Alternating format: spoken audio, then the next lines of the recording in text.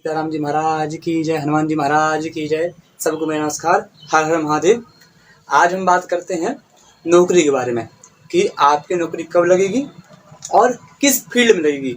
आप किस फील्ड में ट्राई करेंगे तो आपको उसमें सफलता मिलेगी, हम बात करते हैं इसमें। ठीक है, ध्यान से इस वीडियो को पूरा देखिए, आप आराम से समझ जाएंगे कि आपकी नौकरी कब लगेगी और किस फील्ड में लगेगी। ये वीडियो बिल्कुल जितना अधिक से अधिक हो सके मैं उसको उतना ही सरल प्रकार से आपको बताने का प्रयास करूंगा। ठीक है, जय श्री राम। नमोस्तु रामाय लक्ष्मणाय देवेचि तस्यै जनकात्मजायै नमोस्तु रुद्रेन्द्रयमानिलेभ्यो नमोस्तु चंद्रार्कमुद्गणेभ्यः। श्री सीतारामाभ्यो नमः। देखिए, आज हम अपने टॉपिक पे आते हैं। देखते हैं कि नौकरी, देखिए नौकरी कोई भी हो, या छोटी हो या बड़ी हो, आईएएस की एक नौकरी हो या फिर छोटी सी कोई भी जॉब हो, तो उस जॉब में ये होता है कि हमको किसी के अधीन रहना पड़ता है। ठीक है ना, हमको टाइम से स्टेबल रहना पड़ता है, हम जाना ही है, फिट है ना। तो अधीनता का जो ग्रह है वह शनि है। शनि जो है अधीनता का पूर्व ग्रह है। तो कहते हैं जैसे वैसे तो नौकरी को सभी पापक ग्रह नौकरी के लिए विशेष कारकत्व माने जाते हैं, लेकिन शनि जो है मंदगामी ग्रह है और स्थिर कारक ग्रह है, वो स्थिर रहता है। तो नौकरी में व्यक्ति को स्थिर होना पड़ता है, स्थिर नौकरी करेगा वो। व्यापार तो है कि कभी यहाँ है कभी वहाँ, कभी नहीं किया, लेकिन नौकरी स्थिर होता है, व्यक्ति को एक ही जगह रहना पड़ेगा। और कई व्यापार भी होते हैं व्यक्ति उसमें स्थिर रहेगा, किसी का दुकान है वो उस दुकान में स्थिर रहेगा। लेकिन बिजनेस होते हैं, बिजनेस में कभी दिल्ली में है, कभी मुंबई में है, कभी कहीं बिजनेस अलग है, लेकिन नौकरी आपका स्थिर रहता है। तो वो उस स्थिर नौकरी को आज हम पता करेंगे, बात करेंगे नौकरी कब लगेगी और किस फील्ड में आप नौकरी करेंगे तो आपको उचित आपको अच्छा आप सक्सेस पा पाएंगे। ठीक है, देखिए बात करते हैं।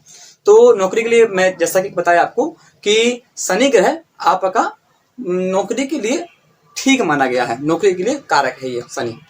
दूसरा, मंगल ग्रह भी नौकरी के लिए देखते हैं। अब भाव देखते हैं, आपके कुंडली में आपका लग्न कुंडली है, तो इस लग्न कुंडली में जन्मांग चक्र में आपका जो षष्ठम भाव है, इससे रोग का विचार होता है, कर्ज का विचार होता है, साथ में कंपटीशन का विचार होता है। और कंपटीशन के बाद जो है आपका इस भाव से जो अधीनता है, किसी के अंडर रहना है, उसका भी बात होता है। ठीक है, नौकरी का बात होता है। तो षष्ठम भाव जैसा कि हम पढ़ते हैं, देखते हैं कि भावार्थ भावम के अनुसार जिस भाव का हम बात करते हैं तो उस भाव से भी उस भाव तक गिनते हैं और उस भाव का भी हम बात करते हैं। जैसे कि नौकरी के लिए हम षष्ठम भाव बात करेंगे तो षष्ठम से षष्ठम होगा, उससे भी हम नौकरी का बात करेंगे। जैसा कि आपका षष्ठम भाव यह हुआ तो 1 2 3 4 5 6, तो आपका षष्ठम एकादश भाव हुआ। तो इस 11वें भाव से भी जो है हम आपकी नौकरी का भाव बात करेंगे। ठीक है, तो देखते हैं कि पहला नौकरी कब लगेगा और कब नहीं लगेगा, इसको बात करते हैं। और दूसरी बात, किस फील्ड में लगेगा। देखिए, यदि आपका इस भाव में जो राशि है और इस भाव में जो राशि है, इन दोनों के जो स्वामी ग्रह हैं, जब उनकी दशा या अंतर दशा प्राप्त होगी तो उसमें आपको नौकरी लग जाएगा। ठीक है, उसमें आपको नौकरी लग जाएगा।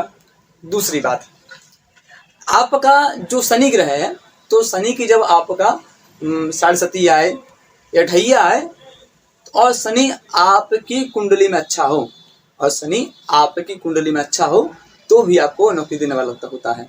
एक तो इनकी दशा में कोई नौकरी मिल जाएगी, इन दोनों भाव में जो राशि उसका स्वामी ग्रह है, दशा में नौकरी मिलेगी। और यदि दशा ना हो तो शनि की ढैया प्रारंभ होगी और शनि आपकी कुंडली में अच्छा हो, आपके कर्म को प्रतिनिधि करता हो, आपके कार्य क्षेत्र को देखता हो, तो उसके अनुसार वह भी आपको नौकरी दे देगा।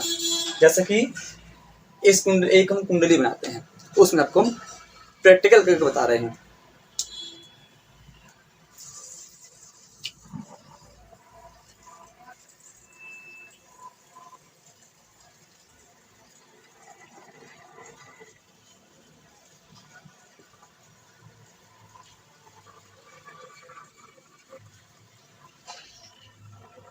देखिए, आपका इस कुंडली में जो लग्न है, आपका वृष लग्न है, इसमें आपका जो षष्ठेश हुआ, नौकरी का स्वामी ग्रह हुआ, वो शुक्र हुआ। ठीक है। और इसमें ये इस भाव में 11 भाव है, इसका स्वामी जो हुआ गुरु हुआ। तो जब भी आपकी कुंडली में गुरु की दशा आएगी तो आपको नौकरी देगा वो, और साथ में शुक्र की दशा आएगी तो भी आपको नौकरी देगा। फर्स्ट बात। दूसरी बात, शनि आपकी कुंडली में यदि कर्म क्षेत्र में बैठा हुआ है तो भी आपको ये नौकरी देगा। बस बात ये है, आपके कार्य करने की गति को धीमा कर देगा, लेकिन आपको नौकरी देगा। ठीक है। अब समझिए कि यदि आपके कुंडली में जो रात्रि का अदृश्य भाग है, अर्थात द्वितीय भाव से षष्ठम भाव, 1 2 3 4 5, ये जो 5 भाव हैं, अर्थात द्वितीय से लेकर षष्ठम भाव तक, यदि इस भाव में आपके अत्यधिक ग्रह आ जाएं, 9 ग्रह होते हैं, 9 ग्रहों में से यदि आपके इसमें 5 ग्रह भी आ जाएं तो भी वो आपको नौकरी दे देंगे। जैसा कि 5 ग्रह यहाँ पे आपके आ जाएंगे तो आपको नौकरी दे देंगे। ऐसा आपके दिखते हैं, गुरु हो गया, शुक्र हो गया, चंद्र हो गया, आपका मंगल हो गया, और साथ में आपका केतु हो गया। आपके 5 ग्रह इसमें आ गए, अब आपको ये नौकरी दे देंगे। समझ गए हैं आप? अब देखिए, अब आपका जो नौकरी है किस फील्ड में होगा, फील्ड का जानने के लिए थोड़ी सी आप ध्यान पूर्वक देखिएगा, आप बिल्कुल समझ जाएंगे। देखिए, आपकी कुंडली में जो लग्न कुंडली है, इस लग्न कुंडली में सूर्य, चंद्रमा और लग्न में से जो भी बलवान ग्रह हैं, जो भी बलवान ग्रह हैं, अब बलवान कहाँ से दिखेंगे आप, इसके लिए एक काम करिए, आप अपने मोबाइल में जो है एक ऐप आता है, उसका नाम है एस्ट्रोसेज, उससे अपने कुंडली खोलिए। कुंडली खोलेंगे तो उसमें आप देखिएगा आपका उसमें एक भाव होता है, लग्न होगा, नवांश होगा, ग्रह दशा होगा, और उसमें नीचे होता है षडबल, उसमें लिखा होता है षडबल। तो आपका लग्न, सूर्य, चंद्र में से देख लीजिए कुछ राहुल में कौन सा बली है, तो जो बली होगा आपको उससे दशम भाव गिनना है, तो देखिए, जैसा कि आपकी कुंडली में यहाँ पे मैं चंद्रमा बैठा लेता हूँ, ठीक है। तो आपकी इस कुंडली में चंद्रमा बली हुआ, चंद्रमा जो है चौथे भाव में बली होता है, बली हुआ। अब चंद्रमा से हम दशम भाव गिनेंगे तो 1 2 3 4 5 6 7 8 9 10, आपका ये दशम भाव हुआ लग्न। तो चंद्रमा, सूर्य या लग्न से जो बली होगा उससे दशम भाव तक गिनेंगे, उसमें जो राशि आएगी, जैसा कि आपकी इस कुंडली में इस भाव में वृष राशि प्राप्त हुई, तो इस वृष राशि का जो स्वामी होगा, जो स्वामी ग्रह होगा, वह नवांश कुंडली में जा करके जहां बैठ जाएगा। कितना सरल है। जो सूर्य, चंद्रमा, लग्न से जो बलवान ग्रह है, वो उस बलवान ग्रह से दशम भाव में जो राशि होगी उसका जो स्वामी होगा, जाकर के नवांश कुंडली में जहां बैठेगा उस ग्रह के अनुसार आप काम करेंगे। जैसा कि इसमें शुक्र हुआ और हम एक नवांश कुंडली बनाते हैं, ठीक है।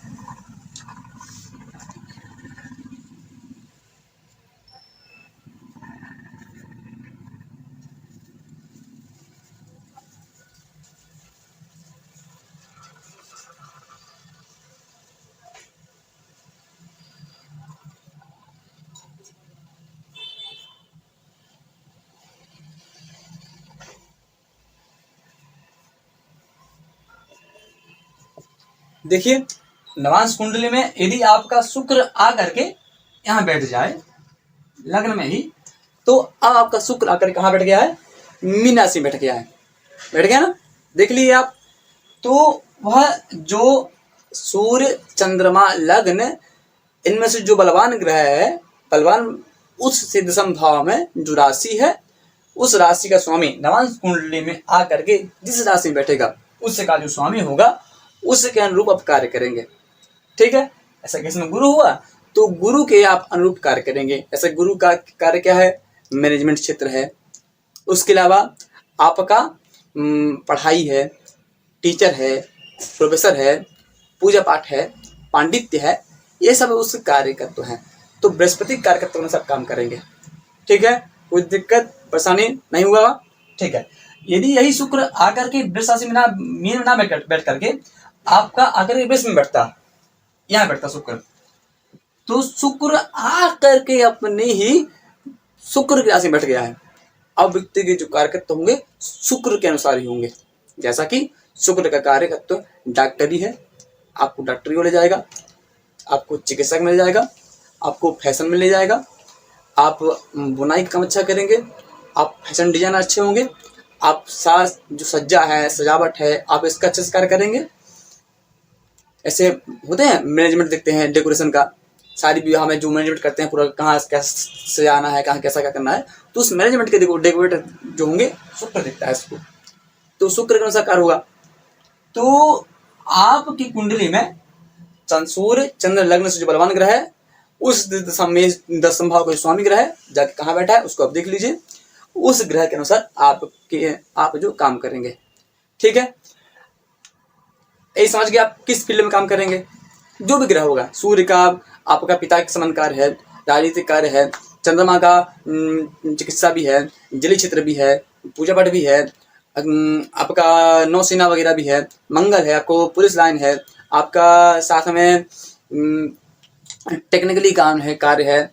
जो भी ग्रह है, ग्रह के अलग अलग कार्यकर्ता होते हैं, तो उस ग्रह के कार्यकर्ता में सब काम करेंगे। दूसरी बात, आपका प्रश्न ये भी होगा कि क्या सरकारी नौकरी आपकी लगेगी।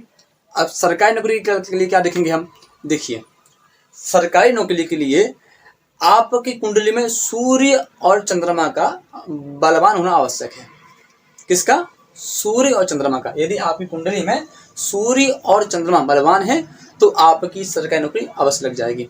ठीक है, और दूसरी बात एक चीज ध्यान दीजिए, आपकी जो हाथ है, इस हाथ में जो ये सूर्य पर्वत है, इस सूर्य पर्वत में जबकि 2 रेखाएं हों सीधी सीधी, तो उन 2 रेखाओं से भी आपको गवर्नमेंट जॉब लगती है।